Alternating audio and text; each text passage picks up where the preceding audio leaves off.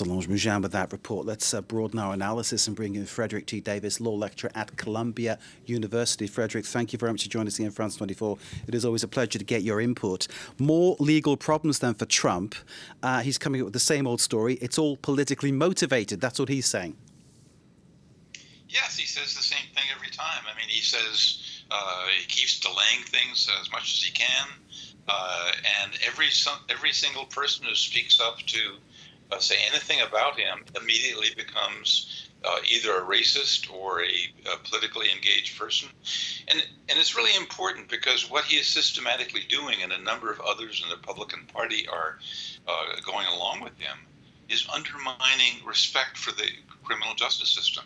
Apparently, a large number of his supporters believe the notion that every single allegation against him is weaponization of the criminal justice system.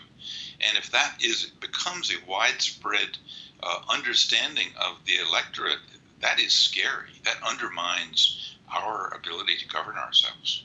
And of course, one major issue is that there has been no single piece of evidence that points to anything that Trump is saying about corruption, about fraudulent electoral system, about that being fact. This is the fourth case against him in just 5 months, on top of his other legal woes that are all well documented.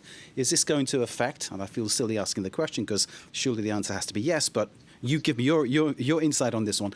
Is this going to affect his chances of winning that Republican nomination to run for the White House in 2024?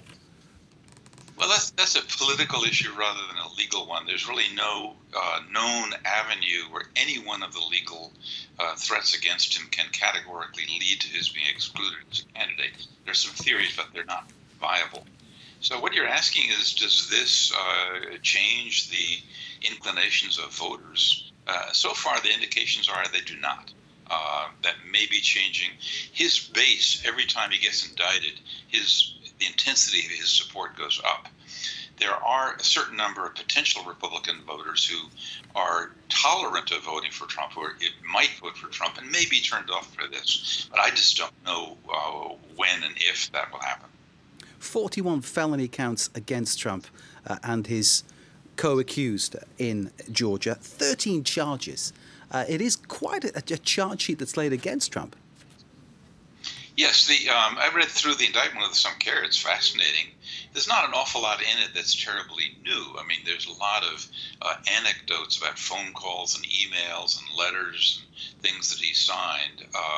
And what Ms. Willis has done, the prosecutor in Atlanta, has, I think, very energetically and with some high degree of care, woven together a number of different legal theories, including at the high end, the notion of a racketeering conspiracy, which is, I think, legally perfectly plausible, and then some specific claims about lying, filing false documents, and the like. So that the multiplicity of counts, maybe they're for some show purposes, but there's some thinking behind them. It is a remarkable headline, though, and we heard the soundbite, the extract from her declaration, Fannie Willis, the District Attorney General of Fulton County in Georgia, talking of criminal conspiracy to overturn the result in Georgia. Once again, the word unprecedented comes to mind, but this is becoming a regular thing with Trump, isn't it? Well, yes and no. Her indictment is very different from the two federal ones we have. Keep in mind that we have a federal system.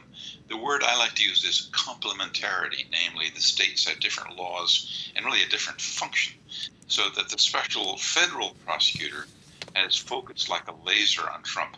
Trump is the only defendant in one case, and in the other case, two of his employees were pretty unimportant. What she said was something different. She said, look, a whole group of you, many of you prominent nationally, came down to our state and messed around with our laws and our officials to try to deprive our voters of the right to a free and fair election. And we're not going to let any of you get away with it. So she has come out with this 19-person indictment that will be very difficult to manage. But you can certainly understand why she did it. I mean, she appears to believe and visibly appears to have proof that all of these people were working together to try to undermine the right to vote in Georgia. Frederick T. Davis, always a pleasure to speak to you, sir. Thank you very much indeed for joining us here in France 24 and sharing your analysis of this latest legal case to hit Donald Trump. We, of course, will follow all developments as we get them. And thanks again to Frederick T. Davis. Thank you for joining us, sir.